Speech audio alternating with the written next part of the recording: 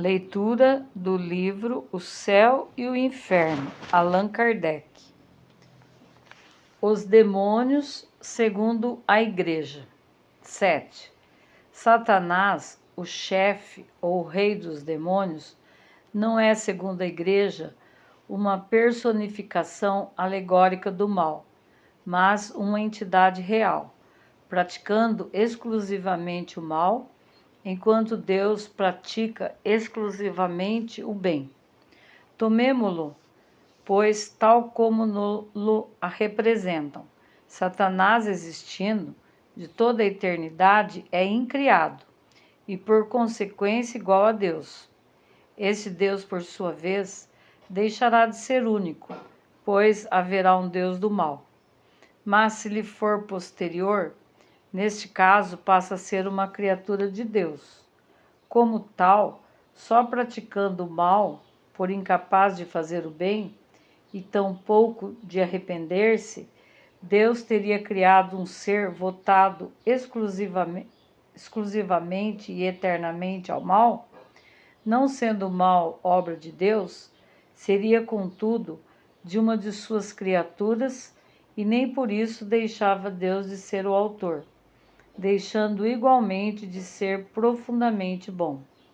O mesmo se dá exatamente em relação aos seres maus chamados demônios. 8. Essa foi por muito tempo a crença nesse sentido.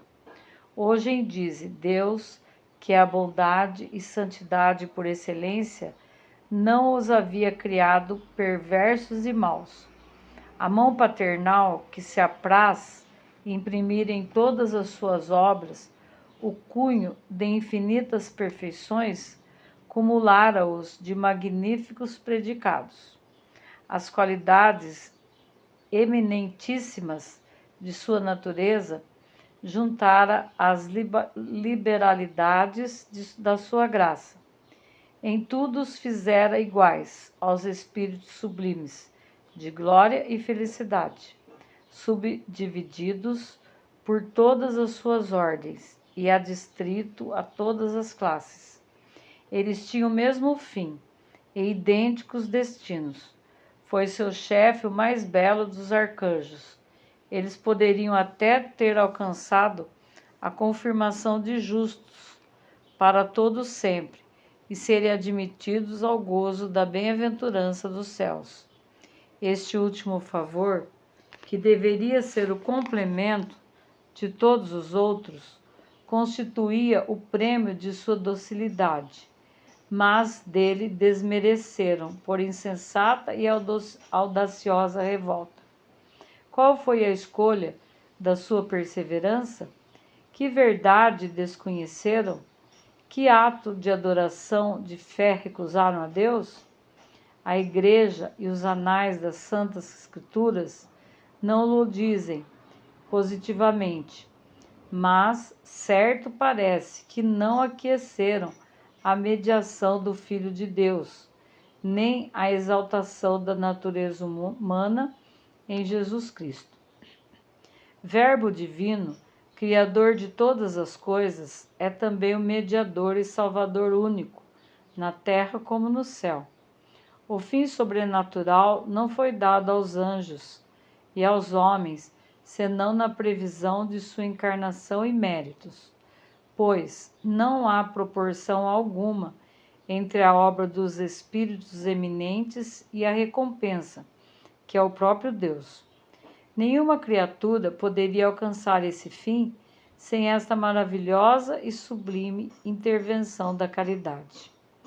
Ora, para compreender a distância infinita que separa a sua essência das suas obras, preciso fora reunir-se à sua pessoa os dois extremos, associando a divindade às naturezas ou do anjo ou do homem, e preferiu então a natureza humana.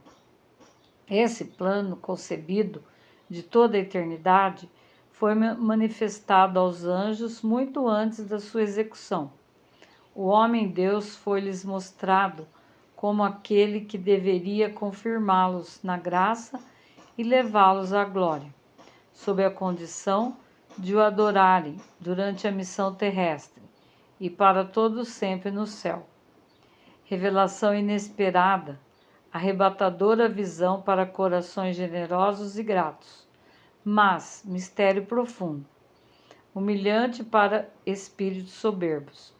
Esse fim natural, sobrenatural, essa glória imensa que lhes propunham, não seria unicamente a recompensa dos méritos pessoais.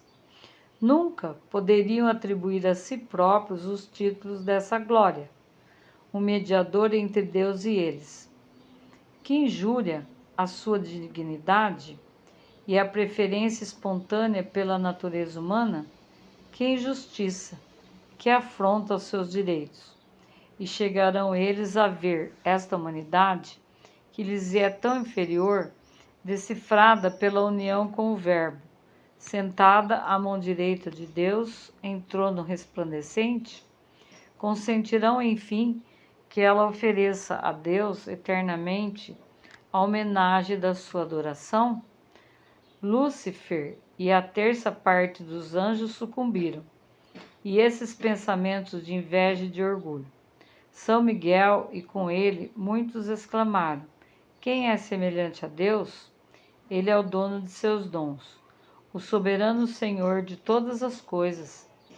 Glória a Deus e ao Cordeiro, que tem de ser imolado à salvação do mundo. O chefe dos rebeldes, porém, esquecidos de que a Deus deveria sua nobreza e prerrogativas, raiando pela temeridade, sou eu quem ao céu subirá. Fixarei residência acima dos astros. Sentar-me-ei sobre o monte da aliança, nos flancos do Aquilão. Dominarei as nuvens mais elevadas e serei semelhante ao Altíssimo. Aqueles que desses sentimentos partilharam, acolheram essas palavras com murmúrios de aprovação, e houve partidários em todas as hierarquias. A sua multidão, contudo, não os preserva do castigo. 9. Esta doutrina suscita várias objeções. Primeiro, se Satã e os demônios eram anjos, eles eram perfeitos. Como, sendo perfeitos, puderam falir a ponto de desconhecer a autoridade desse Deus em cuja presença se encontravam? Ainda se tivesse logrado uma eminência gradualmente, depois de haver percorrido a escala da perfeição, poderíamos conceber um lamentável retrocesso, não, porém, do modo por que nos apresentam, isto é, perfeitos de origem. A conclusão é esta: Deus quis criar seres perfeitos, porquanto os favorecera com todos os dons, mas enganou-se. Logo, segundo a Igreja, Deus não é infalível. 2. Pois que nem a Igreja e nem os sagrados anais explicam a causa da rebelião dos anjos para com Deus, e apenas dão como problemática, quase certa, a relutância no reconhecimento da futura missão do Cristo. Perguntamos, que valor pode ter o quadro tão preciso e detalhado da cena então ocorrente? A que fonte recorreram para inferir se de fato foram pronunciadas palavras tão claras e até simples colóquios? De duas uma, ou a cena é verdadeira ou não é. No primeiro caso, não havendo dúvida alguma, por que a igreja não resolve a questão? Mas, se a igreja e a história se calam, se a coisa apenas parece certa, claro, não passa de hipótese, e a cena descritiva é mero fruto da imaginação. As palavras atribuídas a Lúcifer revelam uma ignorância admirável num arcanjo que, por sua natureza e grau atingido, não deve participar quanto à organização do universo, dos erros e preconceitos pelos homens professados, até que a ciência lhes esclareça. Como poderia então dizer que fixaria residência acima dos astros, dominando as mais elevadas nuvens? É sempre a velha crença da Terra como centro do universo, do céu como que formado de nuvens, estendendo-se às estrelas, e da limitada região destas, que a astronomia nos mostra disseminadas ao infinito, no infinito espaço.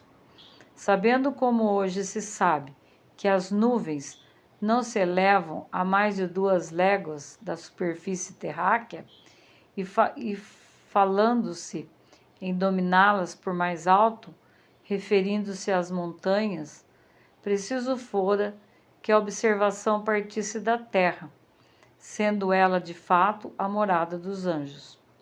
Dado, porém, ser esta em região superior, inútil fora colocar-se acima das nuvens.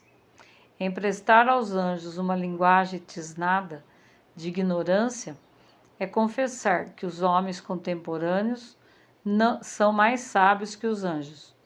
A Igreja tem caminhado sempre erradamente, não levando em conta os progressos da ciência.